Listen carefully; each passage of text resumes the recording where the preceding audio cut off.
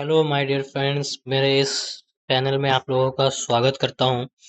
हम लोग आज पढ़ेंगे कंक्रीट के बारे में और इससे जुड़े रिलेटेड टेस्ट्स के बारे में। फ्रेश कंक्रीट के बारे में पढ़ेंगे, ठीक है। और इसमें वर्कबिलिटी क्या होती है, टेस्ट्स में स्लम टेस्ट आपका। देखिए, बेस्ड ऑन मिक्स प्रोपोर्शन के बारे में पढ़ेंगे, grade of cement of concrete के बारे में, बेस्ड ऑन बल्क डेंसिटी के बारे में, कंक्रीट के देखिए टाइप्स हैं, वर्केबिलिटी के बारे में पढ़ेंगे। उसके बाद आपका ये हो गया। उसके बाद slump test, compaction test, VB apparatus test, flow table test, इन सभी के बारे में हम लोग जानेंगे, ठीक है।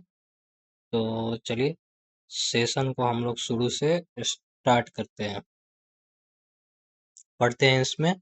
और आप लोगों को मैं बताना चाहता हूँ कि आप लोगों को अगर ये चीज़ें अच्छी लगती हैं, अगर समझ में आती है, तो आगे चैनल को सब्सक्राइब करें और लाइक करें और कमेंट करें कि आपको किस टॉपिक पे पर्टिकुलर वीडियो चाहिए। मैं तो ऐसे हर सब्जेक्ट वाइज आपको पढ़ाऊंगा पर डे। आपको आप तक मैं वीडियो शेयर करने की कोशिश करूंगा। चलिए पढ़ते हैं कंक्रीट। कंक्रीट क्या होता है? तो concrete is a composite material composed of fine and coarse aggregate bonded together with cement hardness over time। मतलब कंक्रीट एक कंपोजिट मटेरियल है, फाइन एग्रीगेट और कोर्स एग्रीगेट का, उसके साथ में सीमेंट का बॉन्डिंग होता है, ठीक है। जिससे ये क्या करता है कि हार्ड बनाता है, ठीक है। फ्रेश कंक्रीट क्या होता है? फ्रेश कंक्रीट और plastic concrete is a freshly mixed material which can be moulded into any shape. मतलब फ्रेश कंक्रीट जो होता है वो प्लास्टिक कंक्रीट होता है, जो मतलब किसी शेप में आप उसको मोल्ड में डाल के आप उसको उस शेप का बना सकते हैं। The relative quantities of cement aggregate and water mix together control the properties of concrete wets states and hardness states. मतलब कंक्रीट की क्वांटिटी जैसे सीमेंट हो गया, एग्रीगेट हो गया, उसमें वाटर मिक्स करते हैं, उसके प्रॉपर्टीज को कंट्रोल कर सकते हैं वेट में, ठीक है। और उसको हार्डनेस स्टेट मतलब उसको एक रूप दे सकते हैं। Based on mix concrete, M M5 के लिए 1:5:10, M7.5 के लिए 1:4:8, M10 के लिए 1:3:6, M15 के लिए 1:2:4, M20 के लिए 1:1.5:3, M25 के लिए 1:1:2। मतलब ये क्या बताता है? ये हम लोगों को बताता है कि इसमें हमको पढ़ना जो है इस रिलेटेड, जैसे हम लोग याद रख सकते हैं। ये देखिए, पहला तो रेशियो जो इसमें है, इसमें क्या क्या है देखिए। जैसे M5 के लिए हम ले रहे हैं 1:1.5:10, ठीक है। और 7.5 के लिए 1:4:8। मतलब ये क्या है कि इसमें हमारा क्या होगा, ये वन जो है ये सारे में कॉमन रहेगा, ठीक है। उसके बाद हमारा ये सीमेंट का पार्ट है, वन क्या है? सीमेंट है। और 5 क्या है हमारा? सैंड है। और ये क्या है? 10 एग्रीगेट है। तो ये सारे में सैंड वाला एक एक कम होते जाएगा, और ये इसके एग्रीगेट जो है ये सैंड के जस्ट डबल होगा। ये ऐसे आप इसको याद रख सकते हैं, ठीक है। M10 1:3:6, M15 1:2:4, M20 1:1.5:3, M25 1:1:2। On the basis of 28 days strength Newton पर mm स्क्वायर 150 mm क्यूब। मतलब 28 दिनों के लिए न्यूटन पर mm स्क्वायर में का हम लोग 150 mm का क्यूब लेते हैं, और उस पे हम लोग टेस्ट करते हैं 28 दिन पे, ठीक है। Based on grade of cement concrete, ordinary के लिए क्या है? M10 से लेके M20 तक होता है, ठीक है। ऑर्डिनरी जो होता है M10 से लेके M20 तक होता है, 10 से लेके 20 तक हो गया। और स्टैंडर्ड कंक्रीट जो होता है 25 से लेके 60 तक होता है, 25 से लेके 60 तक होता है। न्यूटन पर एमएम स्क्वायर में ये इतना ही इसका आएगा, ठीक है। और हाई स्ट्रेंथ के लिए M65 से लेके 100 तक होता है, M65 से लेके 70 तक होता है, ठीक है। तो आगे चलते हैं। Based on bulk density, bulk density क्या होती है? तो on the basis of the density concrete is classified super heavy over 2500 kg पर मीटर क्यूब, ठीक है। डेंस ये 1800 से 2500 kg पर मीटर क्यूब, लाइट वेट 500 से 1800 kg पर metre cube, extra light weight हो गया 500। मतलब बेसिस पे जो है ना ये कंक्रीट को क्लासिफाई किया गया। सुपर हेवी में ये हो गया, इसमें डेंस में ये हो गया, लाइट में ये हो गया, लाइट वेट में ये हो गया, ठीक है। कंक्रीट जो होती है वर्केबिलिटी, वर्केबिलिटी है, स्ट्रेंथ ऑफ कंक्रीट है, और नॉन डिस्ट्रक्टिव टेस्ट है। तीन प्रकार से बांटा गया है। वर्केबिलिटी में क्या आता है, स्लम टेस्ट है हमारा, कॉम्पेक्शन फैक्टर टेस्ट है, फ्लो टेबल है, वीवी कंसिस्टोमीटर टेस्ट है। स्ट्रेंथ ऑफ कंक्रीट में क्या है, कॉम्प्रेसिव स्ट्रेंथ टेस्ट है, टेंसाइल स्ट्रेंथ टेस्ट है, और इसमें क्या है, स्कीमेड रिबाउंड हैमर टेस्ट है, अल्ट्रासोनिक पल टेस्ट है, ठीक है। इनके बारे में हम लोग पढ़ते हैं। वर्केबिलिटी क्या होती है? Workability is the property of the concrete by virtue which easily mixed, transported, placed and compacted finishes. It may be defined the amount of usual internal works required to done into the achieve a full compaction. मतलब workability उसको बोलते हैं जब हम लोग आसानी से जिसको कंक्रीट को आसानी से मिक्स कर सके, प्लेस कर सके, कॉम्पैक्ट कर सके और फिनिश कर सके, ठीक है। When water is added to concrete mix, cement paste will perform. Cement paste has three function: binding, coating and lubricant. मतलब कि वाटर जब हम लोग कंक्रीट में ऐड करते हैं तो सीमेंट पेस्ट फॉर्म होता है। तो सीमेंट पेस्ट जो होता है तीन फंक्शन होता है: बाइंडिंग, कोटिंग और लुब्रिकेंट, ठीक है।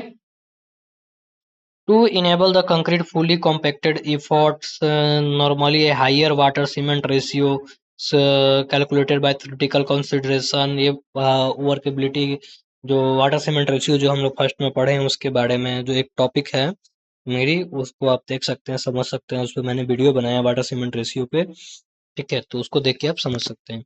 उसके बाद है workability is the property of the same mix transported and the water content. इसमें water content workability depend upon the following factors. Water content ये हमने पीछे बताया है, जस्ट ये हमने पीछे अभी जस्ट बताया है। Workability depend upon the following factor, workability निर्भर करती है वाटर कंटेंट पे। Additional of the water concrete does not affect the workability. मतलब एडिशनल वाटर जो होता है कंक्रीट में इफेक्ट नहीं करता है वर्केबिलिटी पे।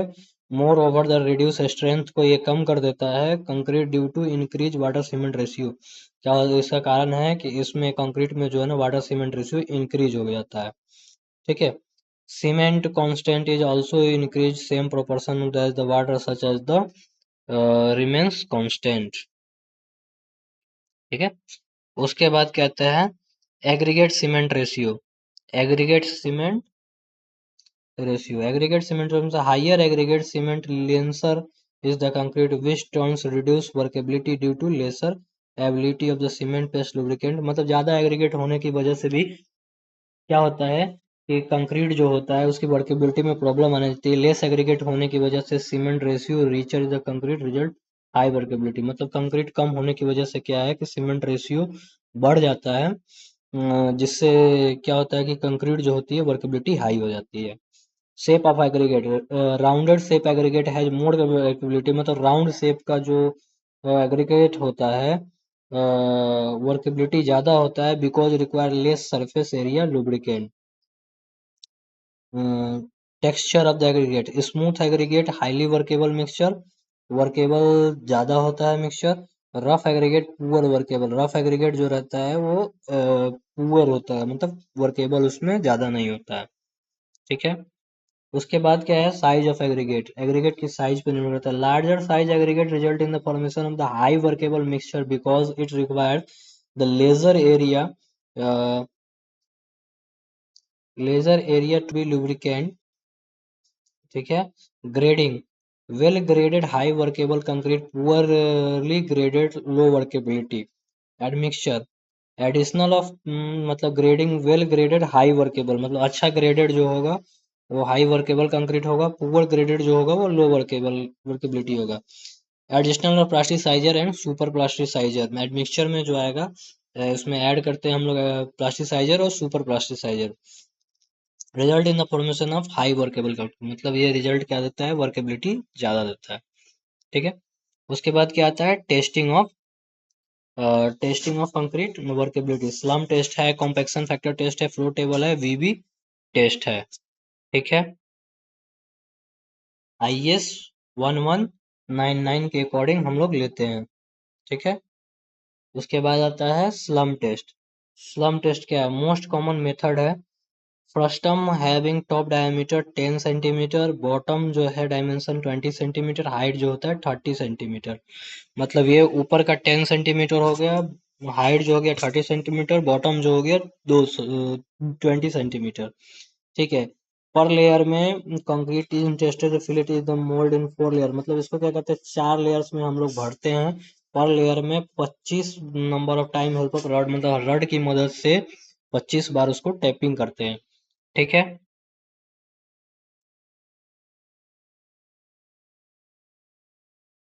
उसके बाद क्या करते हैं हम लोग इसको, उसके बाद हम लोग इसको मोल्ड को रिमूव करते हैं, लिफ्टिंग करते हैं, उसके बाद डायरेक्शन में उसको निकालते हैं, उसके बाद उसको स्लम कोन को निकालते हैं।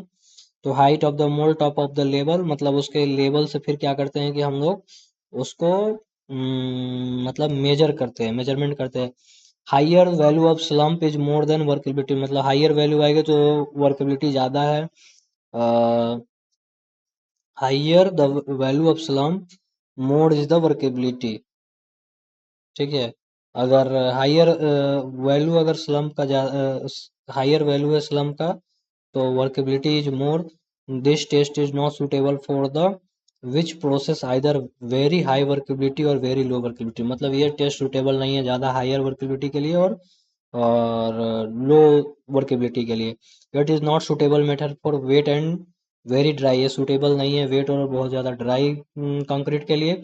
If the concrete slumps evenly called true slump, ये जो है ना स्लम्प जो है, कंक्रीट स्लम्प जो है ट्रू स्लम्प के लिए केवल वैलिड है। ठीक है। शेयर स्लम्प, ये देखिए शेयर स्लम्प का ये फोटो है, ट्रू स्लम्प का ये रहा, और थर्ड में कोलैप्स स्लम्प का है। वर्केबिलिटी क्या आती है, workability binding concrete shallow section very low, और prevents using pavers, mass concrete light reinforced section in slab beams walls column floors, इन सभी के लिए लो 25 से 75। फिर उसके बाद हेवेली रिइंफोर्स्ड के लिए क्या है, 50 से 100। बीम कॉलम्स इन सभी के लिए 75 से 100। उसके बाद है सॉफ्टिक वर्क पंपेड कंक्रीट के लिए 100 हाई हो गया, 100 से 150। और trench fill cast in situ tremie pipe के लिए वेरी हाई। ठीक है।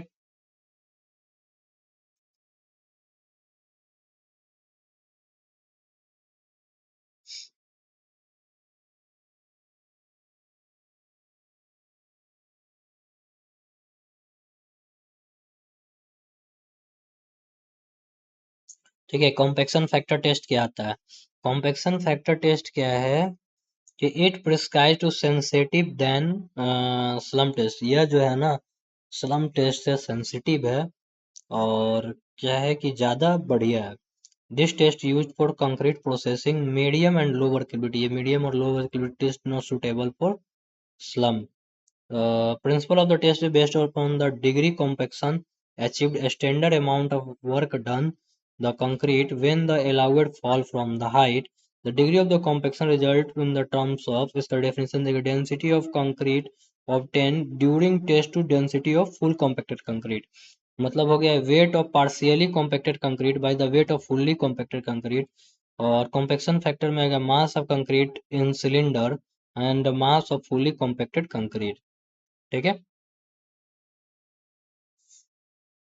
अपर इसमें देखिए हॉपर है, इसमें पहले डालेंगे कंक्रीट, फिर ये इसमें जाएगा, फिर ये इसमें आएगा सिलेंडर में।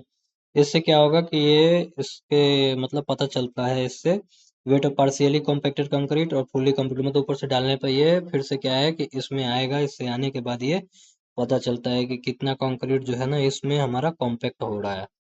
ठीक है।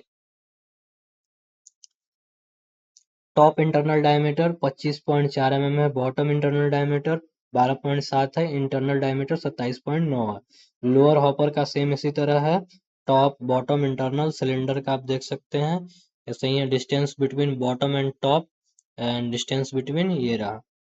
ठीक है, स्लम टेस्ट देखिए, वेरी लो वर्केबिलिटी के लिए 0.78 से 0.80 रोड कंस्ट्रक्शन यूज के लिए यूज करते हैं। कॉम्पेक्शन फैक्टर टेस्ट लो के लिए, लाइट कंस्ट्रक्शन के लिए स्लम्प यूज करते हैं 0.85 से 0.87, 25 से 50 होना चाहिए स्लम। मीडियम के लिए 50 से 100 होना चाहिए स्लम नॉर्मल कंस्ट्रक्शन के लिए। हाई के लिए 100 से 150 होना चाहिए हेवी कंस्ट्रक्शन स्लम होना। वेरी हाई के लिए ट्रेमिल यूज करते हैं, ये जो फ्लो टेबल टेस्ट है इसके लिए यूज करते हैं।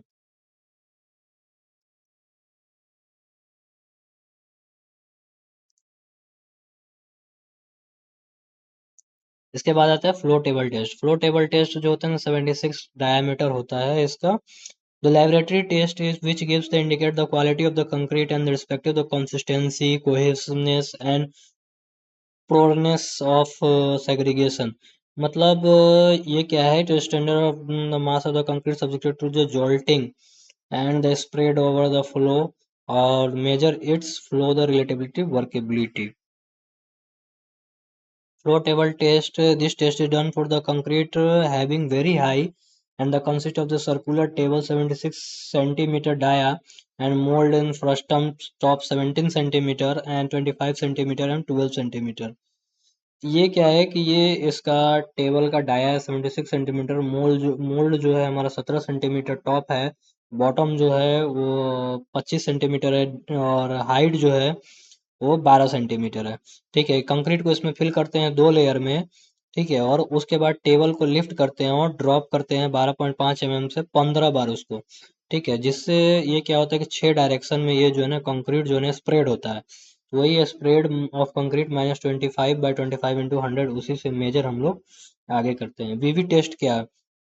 This test is used for the concrete as the process low and the slump value of the slump limit is 50 mm, and this test is the mold in the form of the frustum placed inside the cylinder and the concrete to be tested in filled in the mold that lifted immediately after it filled completely.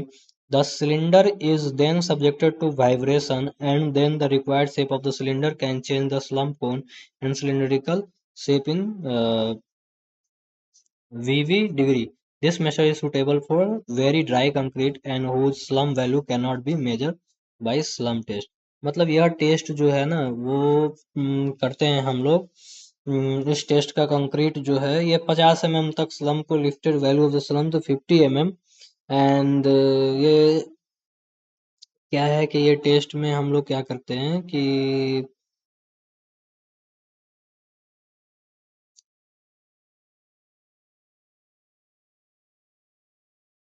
subjected to vibration in the time required the this method is very suitable for the very dry. यह method जो है ना वो बहुत ही ज़्यादा dry concrete के लिए है। ठीक है,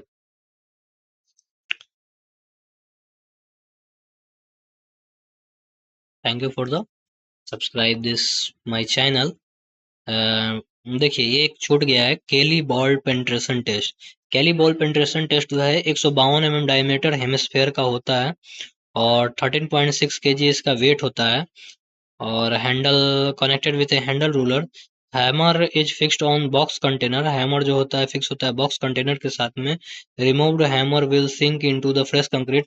ये जो सिंक होता है फ्रेश कंक्रीट में हैमर एंड पिन इज हाँ, उसके बाद top depth of the hammer is penetrate on the read from the ruler index of the workability. ये concrete is higher consistency. Concrete जो होता है हायर कंसिस्टेंसी ये बताता है। उसके बाद ball concrete with the consistency the leads the deeper ball penetration since the measurement to related work done by the hammer penetration. मतलब ये कितना बार पेनिट्रेट कर रहा है उसी को ये दर्शाता है, उसी से पता चलता है इस बारे में। ठीक है।